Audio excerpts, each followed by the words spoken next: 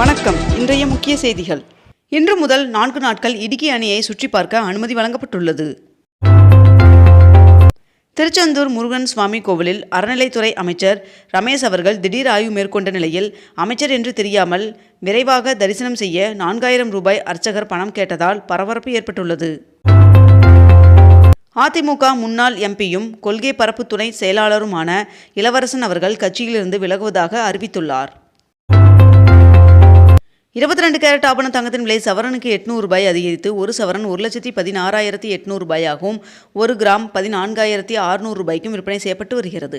இதனைத் தொடர்ந்து 1 கிராம் வெள்ளியின் விலை கிராமிற்கு 5 ரூபாய் அதிகரித்து 1 கிராம் வெள்ளி 290 ரூபாய்க்கு விற்பனை செய்யப்பட்டு வருகிறது. மதுரை மாவட்டத்தில் விதிமுறைகளை மீறி செயல்பட்டதாக கூறி 11 கல் குவாரிகளை தற்காலிகமாக மூட மாவட்ட நிர்வாகம் அதிரடி உத்தரவிட்டுள்ளது. ஹீரோ மோட்டோ கார்ப் நிறுவனம் பெட்ரோல் இல்லாமல் எத்தனாலில் இயங்கக்கூடிய தனது முதல் மோட்டார் சைக்கிளை வருகின்ற ஜூன் 3ஆம் தேதி அறிமுகம் செய்ய உள்ளது. அரசுமுறை பயணமாக டெல்லி சென்ற முதல்வர் விஜய் அவர்கள் சென்னை திரும்பினார். பொதுமக்களின் கோரிக்கையை ஏற்று முகூர்த்த தினமான இன்று பத்திரப்பதிவிற்கு கூடுதல் டோக்கன்களை ஒதுக்கியது பதிவுத்துறை. கர்நாடக முதலமைச்சர் சித்தராமையா அவர்கள் தனது முதல்வர் பதவியை ராஜினாமா செய்துள்ளார். மெட்டா நிறுவனம் தனது ஃபேஸ்புக், இன்ஸ்டாகிராம், வாட்ஸ்அப் செயலிகளுக்கு பிளஸ் என்ற கட்டண சந்தா முறையை அறிமுகப்படுத்தியுள்ளது. சனாதனம் ஒரு மதமல்ல என்றும் அது ஒரு வாழ்க்கை முறை என்று நடிகர் அர்ஜுன் அவர்கள் தெரிவித்துள்ளார்.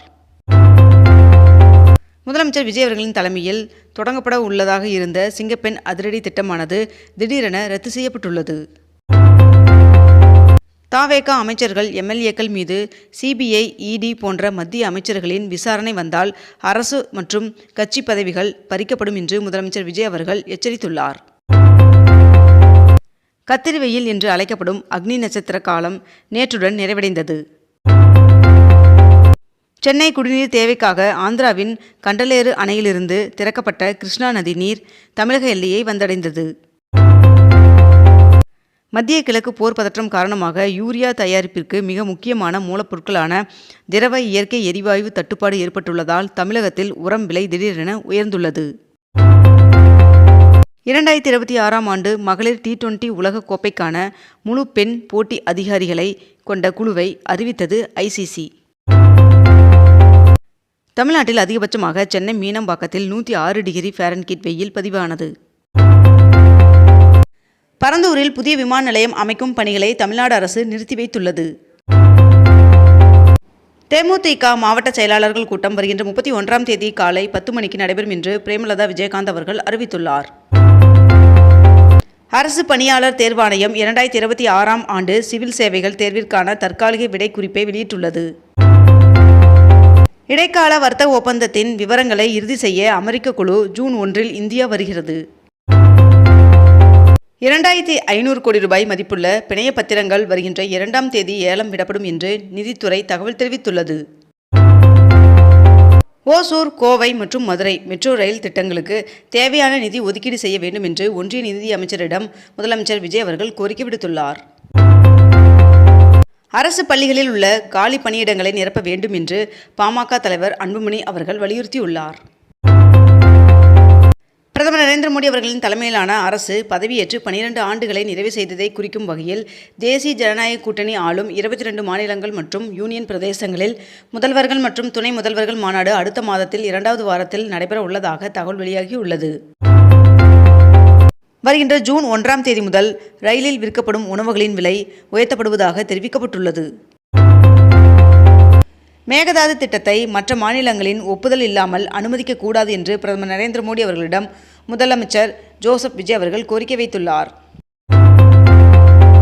தமிழ்நாட்டின் வளர்ச்சிக்கு முன்னுரிமை அளித்து நிதி ஒதுக்கீடு செய்ய வேண்டும் என்று ஒன்றிய நிதி அமைச்சரிடம் முதல்வர் விஜய் அவர்கள் வலியுறுத்தியுள்ளார்.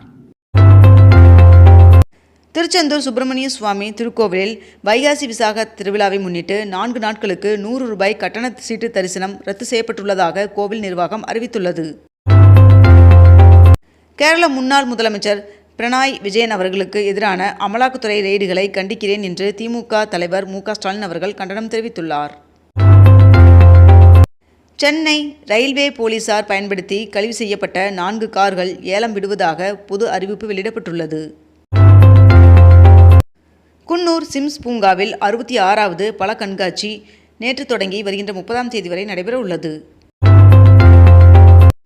கீழடி ஆய்வறிக்கையை திருத்த முடியாது என்று தொல்லியல் ஆய்வாளர் அமர்நாத் ராமகிருஷ்ணன் அவர்கள் மீண்டும் திட்டவட்டமாக தெரிவித்துள்ளார். தமிழகத்தில் உள்ள வக்பு நிறுவனங்கள் தங்கள் சொத்து விவரங்கள் மத்திய அரசின் UMEED இணையதளத்தில் பதிவு செய்ய மே 31ஆம் தேதி கடைசி நாள் என்று தெரிவிக்கப்பட்டுள்ளது. கனிம வளத்துறை அமைச்சர் TK பிரபு அவர்கள் நடத்திய ஆய்வுகளின் அடிப்படையில் தென்காசி, கன்னியாகுமரி, விருதுநகர் ஆகிய மாவட்டங்களில் விதிமீறலில் ஈடுபட்ட 43 குவாரிகள் மூடப்பட்டன. எரிபொருள் விலை உயர்வால் உள்நாட்டு விமான சேவைகளை 22% வரை குறைக்க ஏர் இந்தியா நிறுவனம் திட்டமிட்டுள்ளதாக தகவல் வெளியாகியுள்ளது. இந்தியாவின் சில பகுதிகளில் ஏற்படும் இயல்பற்ற மக்கள் தொகை மாற்றங்களை ஆய்வு செய்ய மத்திய உள்துறை அமைச்சகம் உயர்மட்ட குழுவை அமைத்துள்ளது. டெல்லியில் நடந்த குவாட் மாநாட்டின் போது முக்கிய கனிமங்கள் மற்றும் அரிய வகை தனிமங்களின் விநியோக சங்கிலியை வலுப்படுத்த இந்தியா, அமெரிக்கா இடையே ஒப்பந்தம் கையெழுத்தானது. CBSE 9 மற்றும் 10ஆம் வகுப்புகளில் மும்மொழி கொள்கையை அமல்படுத்தப்பட்டிருப்பது குறித்து நாடாளுமன்ற குழு ஆலோசனை நடத்த உள்ளது. பிரதமர் நரேந்திர மோடி அவர்கள் இந்திய பிரதமராக 12 ஆண்டுகளை நிறைவு செய்து தனது 13வது ஆண்டில் அடியெடுத்து வைத்துள்ளார். தமிழ்நாட்டில் அனைத்து வகுப்புகளும் கோடை விடுமுறைக்கு பின்னர் ஜூன் 4ஆம் தேதி திறக்கப்படும் என்று தமிழ்நாடு அரசு அறிவித்துள்ளது. தமிழ்நாட்டிற்கு காவிரியில் இருந்து 9.9 DMC நீரை திறந்துவிட கர்நாடகாவிற்கு உத்தரவிடப்பட்டுள்ளது. எரிபொருள், உரம், அந்நிய செலாவணி ஆகியவற்றில் கவனம் செலுத்த வேண்டும் என்று ஒன்றிய அமைச்சர் நிர்மலா சீதாராமன் அவர்கள் வலியுறுத்தியுள்ளார். புதிய திரைப்படங்களுக்கு முதல் 7 நாட்களுக்கு காலை 9 மணி முதல் மொத்தம் 5 நாட்கள் திரையிட அனுமதி அளித்துள்ள முதல்வர் விஜய் அவர்களுக்கு நடிகர் விஷால் அவர்கள் நன்றி தெரிவித்துள்ளார். காவிரி ஆற்றின் குறுக்கே மேகதாது அணை கட்ட கர்நாடகா பூமி பூஜை அறிவித்த நிலையில் உச்சநீதிமன்ற தீர்ப்பை மீற வேண்டாம் என்று கர்நாடகாவிற்கு அறிவுறுத்துமாறு பிரதமர் நரேந்திர மோடி அவர்களுக்கு முதலமைச்சர் விஜய் அவர்கள் கடிதம் எழுதியுள்ளார். திருவாரூர் புறவழிச்சாலைக்கு 1427 கோடி ரூபாய் நிதி ஒதுக்கியது மத்திய அரசு. வைகாசி விசாக திருவிழாவை முன்னிட்டு திருச்செந்தூர், நெல்லை இடையே மே 30ஆம் தேதி முன்பதிவில்லா சிறப்பு ரயில்கள் இயக்கப்பட உள்ளதாக தெற்கு ரயில்வே அறிவித்துள்ளது. தமிழ்நாட்டை சேர்ந்த 7 பேர் உட்பட முதல் கட்டமாக 66 பேருக்கு பத்ம விருதுகளை ஜனாதிபதி திரௌபதி முர்மு அவர்கள் வழங்கினார். இத்துடன் இன்றைய தலைப்புச் செய்திகள் நிறைவடைகின்றன. மேலும் இதுபோன்ற அண்மை தகவல்களை உடனுக்குடன் தெரிந்து கொள்ள அக்னிபூ சேனலை சப்ஸ்கிரைப் செய்து கொண்டு தொடர்ந்து இணைந்திருங்கள். நன்றி, வணக்கம்.